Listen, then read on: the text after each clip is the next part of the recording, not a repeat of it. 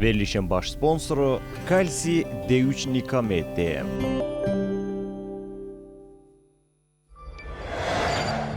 İdman həkimi, fizioterapevt Fərid Səlimovun sponsorluğu ilə Ay Həkim verilişinə baxırsınız.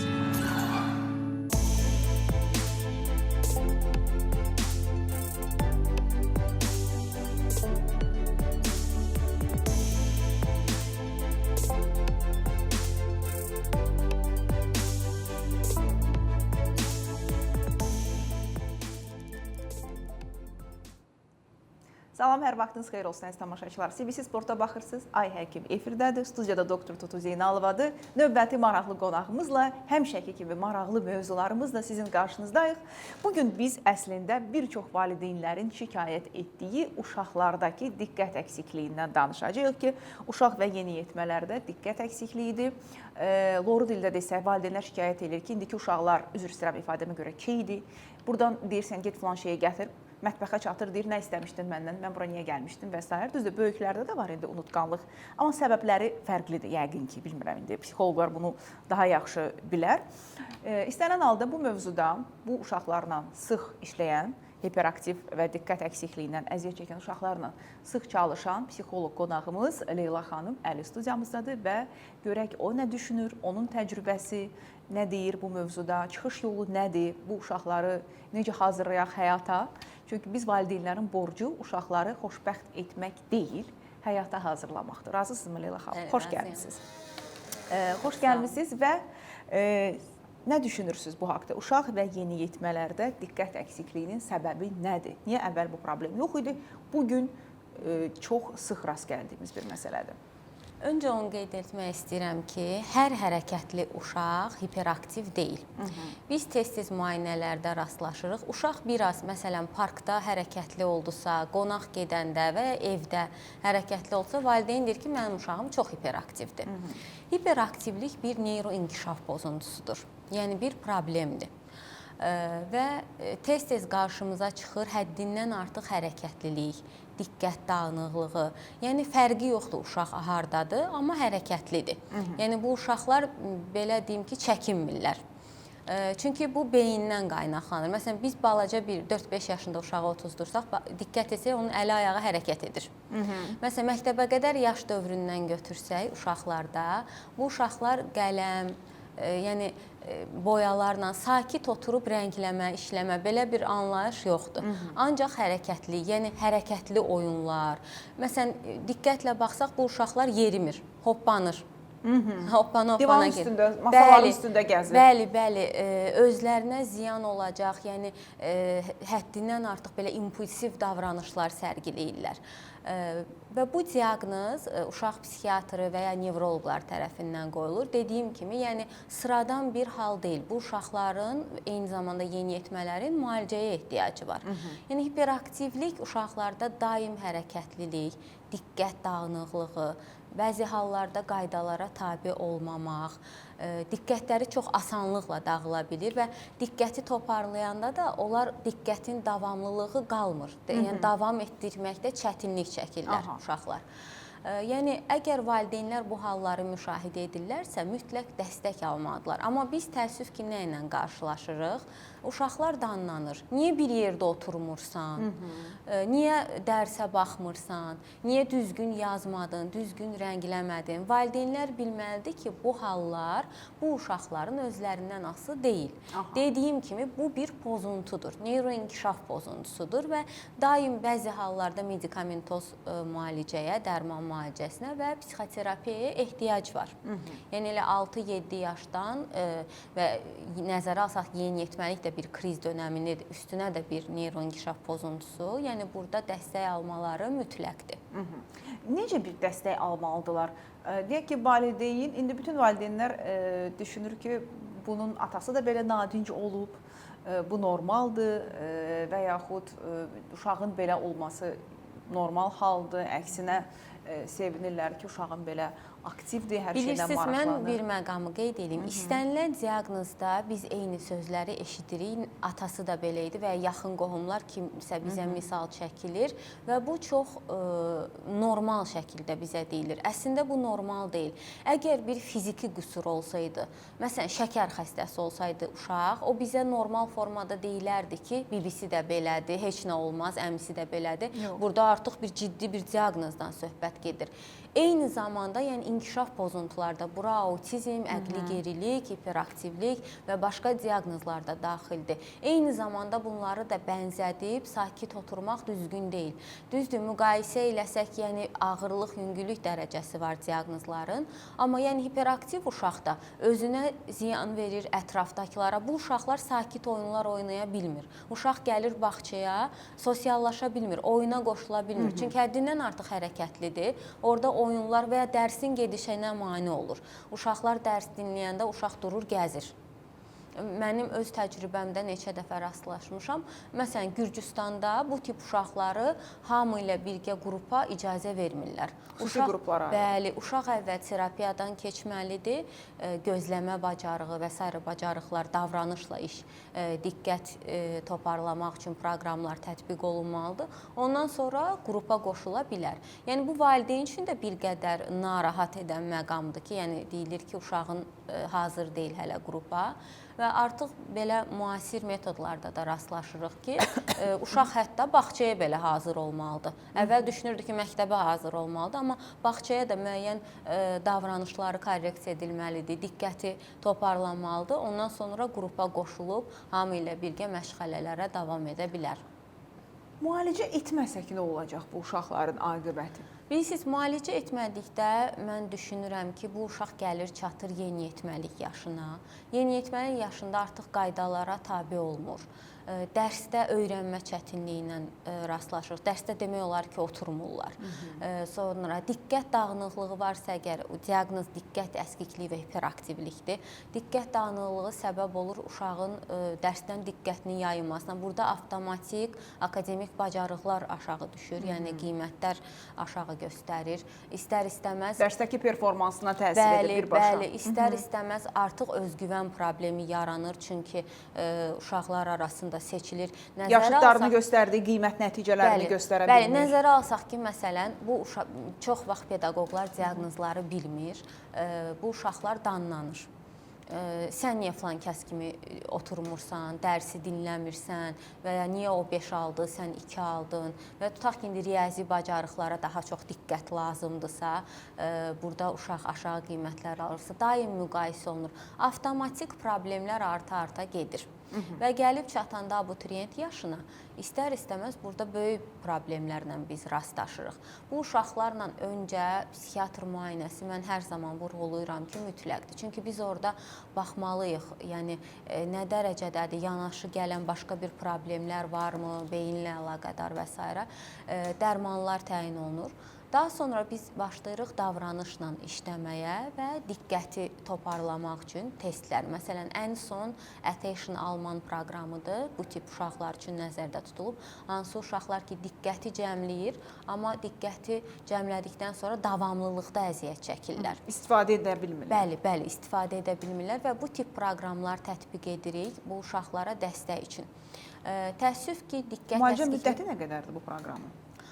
Baxın, 12 seans əslində 12 seans normaldır. Amma əgər hiperaktivliklə yanaşı davranış pozuntusu diaqnozu da gəlirsə, artıq orada biz davranışla da işləyəcəksə, istər-istəməz müddət uzanır. Müddət uzanır. Amma Attention proqramına qədər bizim uşaqlarla daha çox asan testlərdən başlamaq lazımdır. Çünki mən öz təcrübəmdə görürəm ki, məsələn, bu tip proqramlara uşaqlar hazır deyil. Hətta liseylərdən olan uşaqlarla mən bu proqramı tətbiq etməyə çalışmışam. Görürəm ki, yox, ümumiyyətcə onlar yəni anlamırlar necə başlamaq lazımdır. Yəni heç cürə, yəni ona görə asan testlərdən başlayıb daha da çətinə doğru getmək daha məsləhətdir. Belə bir sual yaranır istər-istəməz. İndi əminəm ki, tamaşaçılarımızın içində də belə bir sualı yaranan tamaşaçımız var. Çünki bax deyirsiniz ki, uşaqlar öz yaşıdlarından daha pis nəticə göstərir.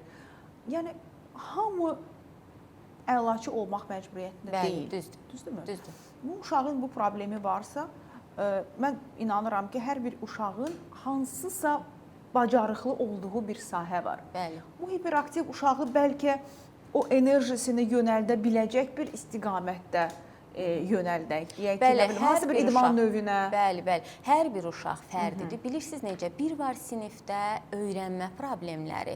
Məsələn, təbii ki, uşaqlar fərdidir. Biri riyaziyyatdan 5 alanda, biri 3 alacaq.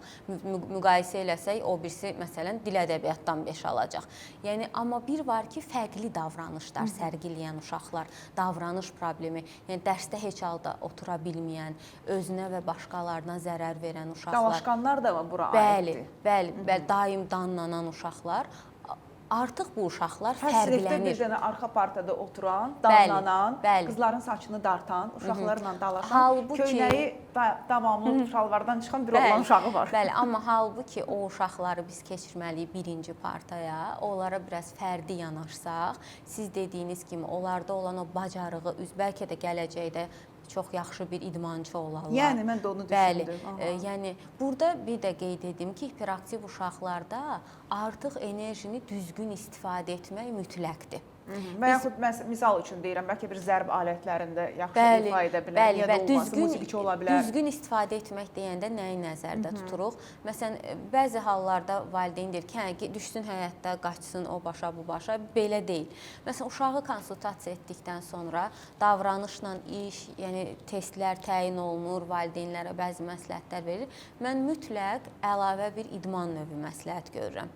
Enerjinin çıxması üçün. Məsələn, diqqət etsək bu uşaqlar belə çox səbirsiz, dayanmadan danışıqları tez-tez və kəsintilidir. Bəzən anlamaq olmur nə danışırlar.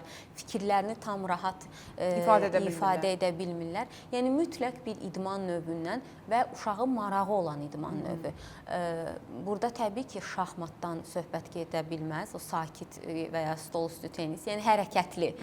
Üz güclülüyü ola bilər. Siz dediyiniz kimi zərb alətlərində Futbol, bəli, böyük tenis bəlkə. Bəli, bəli, bəli. Hansı ki o artıq enerjini faydalı şəkildə xərcləyəcək. Və bir şey də qeyd edim ki, bu uşaqların özündən asılı deyil. Yəni bu uşaqları danlamaq, bir yerdə otur, sakit otur, yəni özlərindən asılı deyil. Bu bir pozuntudur. Yəni bu xarakterdə deyil ki, filan kəsə oxşuyur, filan kəsin də xarakteri. İndi nə vaxtsa bu diaqnozlar olub, amma bu qədər maarifləndirmə olmayıb, bu qədər yəni sosial şəbəkələr olmayıb. Amma bu diaqnozlar əlbəttə ki, olub. Bizim misal üçün qohumlarımızın içində düzdür, artıq böyüyüblər, ailə sahibidirlər. Elə uşaqları var idi ki, qohumlarımız heç biri istəmirdi ki, onlar qonaq gəlsin. Çünki o uşaq harasa qonaq gedibsə, o qonaqlıqda ya uşağı şvalerin üstünə düşürtməli olurdular, ya pərdələr artıq yerdə olurdu. Hamı bir-birinə dəyirdi, hamı dalaşırdı, mütləq kimsə travma alırdı. Yəni indi artıq biz başa düşürük ki, bunun adı hiperaktivlik və ciddi problemlərdir. Bəzi hallarda valideynlər inkar edir ki, həmişə olub, burada nə var ki, yəni hər bir davranışa diaqnoz adı verilir, amma bunu biz kəşf etmirik. Yəni bunu daha bilən insanlar, yəni niyə DSM-5-ə bunlar hamısı diaqnoz olaraq salınıb, istər autizm, istər əqli gerilik, istər diqqət əskikliyi. Yəni bu insanların dəstəyə ehtiyacı var. Biz əsla bu adamları kənarlaşdırmırıq cəmiyyətdən. Tam əksinə, yəni dəstək qazandırmaq istəyirik. Bəli, qazandırmaq istəyirik. Dəstək olmağın tərəfində. Bəzi hallarda məsələn 8-ci, 9-cu sinifdən bu oğlan uşaqlarını çıxardırlar məktəbdən. Alınmadı, oxuya bilmir, dalaşqandır, dəcəldir, çıxardım bir peşə. Biz belə-belə uşaqları itirmiş oluruq. Amma yaxın tanıyanda, valideynə doğru izah verəndə bu nə problemdir, bu problemi necə dəstək ola bilirik, bu uşağı biz cəmiyyətə qazandırmış oluruq. Yəni yeniyetmə dövründə də müraciət etmək olar. Əlbəttə Başlamaq olar müalicəyə. Bəli, nə qədər ki tez müraciət etsələr, erkən müdaxilə mən hər zaman qeyd edirəm ki, uğurun yarısıdır. Bir var ki, biz 7-8 yaşlı uşaqla məsələn valideynə təlimatlar veririk, uşaq idmana getsin, oturaq diqqətini işləyək, davranışla işləyək. Yəni hiperaktiv uşaqların əksəriyyətində davranış problemləri olur. Bir var ki, birdən-birə 13, 13-14 yaş, bilirsiniz artıq psixologiya başqadır, o mənəmlik hissi var. Yəni bəzən gəlib psixoloqla heç qarşı-qarşıya oturmaq istəmirlər, çox aqressiv olurlar, sualları cavablandırmaq istəmirlər. Nə qədər tez başlasaq, bir o qədər də öndəyik. Daha yaxşı olacaq. Bir məsələ də var. Misal üçün, bugün bu uşaqların, bilmirəm indi, belə diaqnozlu uşaqların sayı artıbmı, yoxsa diaqnoz qoyma bacarığımız mı daha yaxşıdır? İndi siz daha yaxşı bilərsiniz.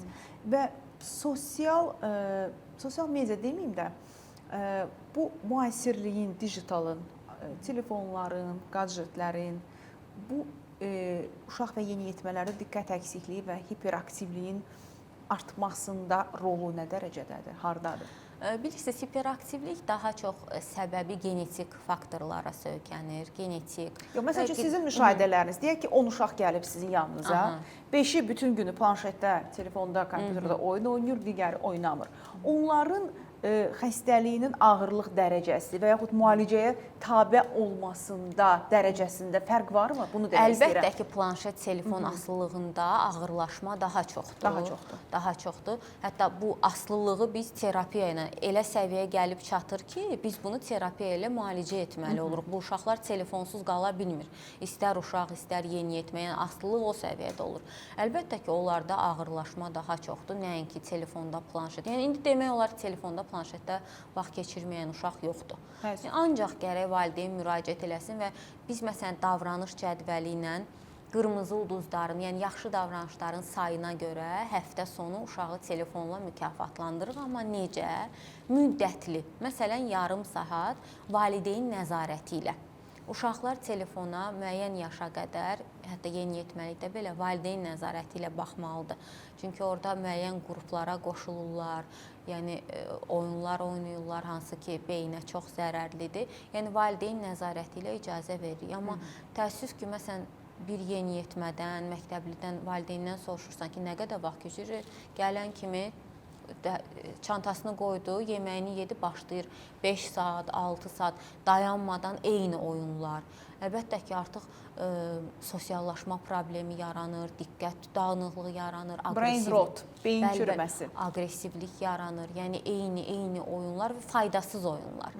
Yəni mən heç halda, məsələn deyirlər ki, bəzi halda valideynlər diqqət oyunları oynayır. Biz bu diqqət oyunlarını kitabdan da faydalana bilərik, testlərdən faydalana bilərik. Mən heç halda məsələn telefonun uşaq və yeniyetmə üçün, bəzi hallarda hətta böyüklər üçün belə faydalı tərəfini görmürəm. Bəli, təəssüf ki, razıyam sizlə, bu fikrinizlə. Təəssüf ki, bu belədir və bugün bizim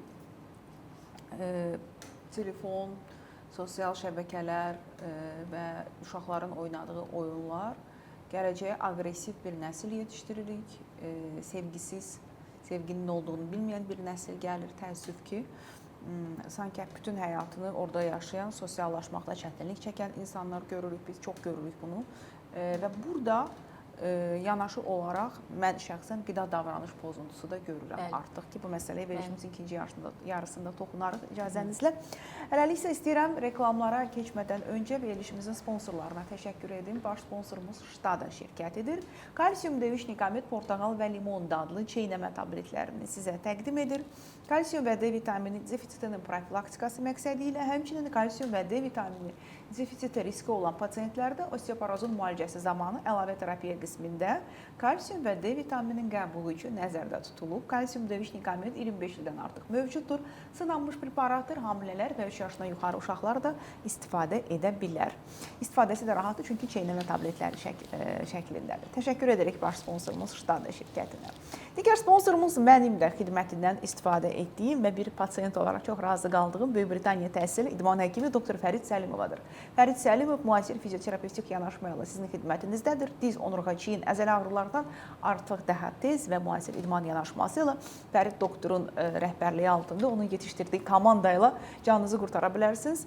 055 318 83 94 nömrəsinə zəng edərək doktorun qəbuluna yazıla bilərsiniz. Qeyd edim ki, Fərid Səlimov Böyük Britaniyada təhsil alıb bu ixtisas üzrə və çox xüsusi proqramlarla müalicə və idmanla reabilitasiyanı tez bir zamanda təmin edir. Reklamlara baxaq, sonra söhbətimiz davam edəcək.